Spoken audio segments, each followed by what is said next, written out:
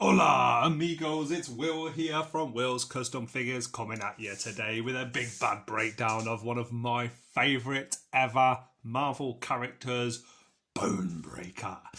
This guy is from the Reavers and he is one of my all-time favourite from the Marvel Universe. What an absolute badass character. So please guys sit back, relax and enjoy while I talk you through why and how I made this Bonebreaker figure and everything else in between. So let's just first start by why. And as you can tell, I was exuding excitement to show you guys this commission I've worked on for a customer of mine even before we started. Bonebreaker has a special place in my heart, taking me back to probably the first ever bad guy I remember from watching the animated series as a young kid back in the 90s. Yes, I'm showing my age now, but I love how he's turned out, if I'm honest with you. So I was asked by a very good friend of mine, Robin, recently made a figure of him on my Instagram and on my Facebook. You can check him out if you have a look in his Spider-Man outfit. This guy's going to be shipped over to Brooklyn, New York. So yeah, thanks Robin for giving me the specifications. We use the AIM soldier upper body here from oh god, what is that? Is it one of the Borderlands? No, not Borderlands figures. Oh, I'm trying to think what it's called now. The range of figures. Is it Fortnite? I think it might be Fortnite. Yeah, either way, it's an AIM soldier. This head is actually available on eBay as well. So what I did is I used a Skullbuster head. It was a really good idea by a good friend of mine, Stu, to use the Skullbuster original head. However, I didn't want to use my Skullbuster head. I wanted to use a silicone one that I made, or a resin sculpted one that I've made.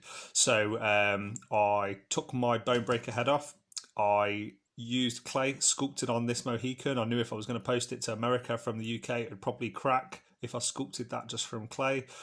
So I then did the glasses, did a silicone mold of it, and then casted it out of resin.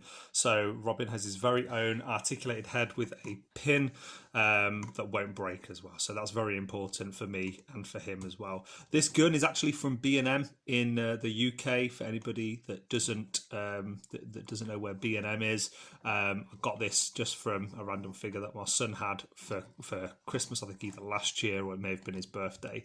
So very pleased with how they worked out. I'm going to do a bit of a close up on the face just so you can see some of the detail that's on the glasses. I've done like a bit of a blue wash, as is ever present in the Marvel comic books. A lot of characters have blue washes in their hair. There's a bit of a blue wash over some of the weapons as well as some silvers.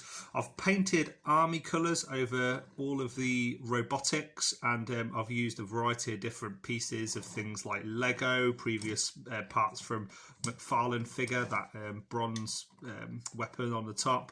The base is a Wally figure. You can probably find it online. It's a transforming Wally. And all of these wires and bits that are coming out are actually from a damaged router that I had at my property, and it was basically scrapped, so they didn't need it back.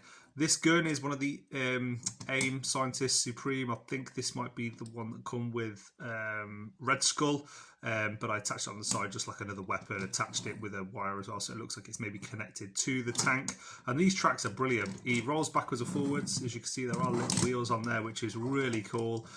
He does have some pretty good articulation, so good job that the gun fell out. I'm just going to pull back so you guys can see, and I'm going to change the lighting just so you have a few different angles.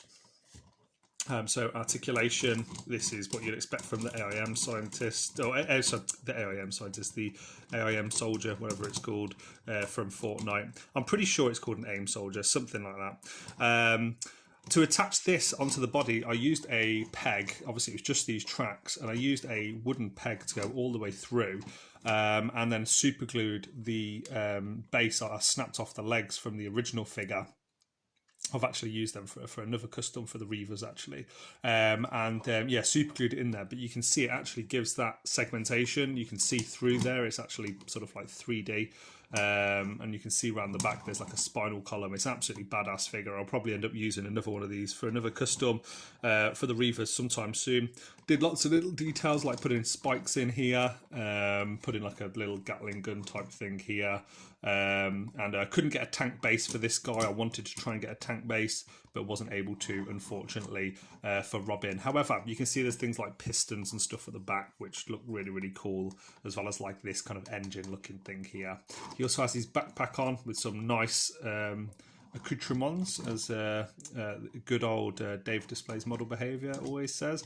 And yeah, I'm really pleased with how he's turned out. I'm going to show you guys how he looks against a couple of members of the Reavers. So here he is against Skullbuster, looking pretty goddamn cool, with Skullbuster there next to him in the background. And of course, there can only be one leader of the Reavers, Lady Deathstrike. I'm just going to change the lighting a bit so you can probably see a little bit better.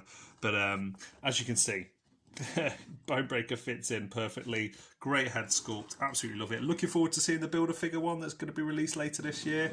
However, I do think that a custom figure every so often does scratch that itch, and certainly this does scratch my itch. I hope you guys have liked this video. Please like, comment, subscribe. Let me know in the comment section below if you like this, if you've got any questions, if you want to make your own one, if you want any tips on how to make one, where to get the parts from, and everything else. I certainly would love to work on another Bonebreaker eventually. So if anyone's interested, you know where I'm at. You can hit me up.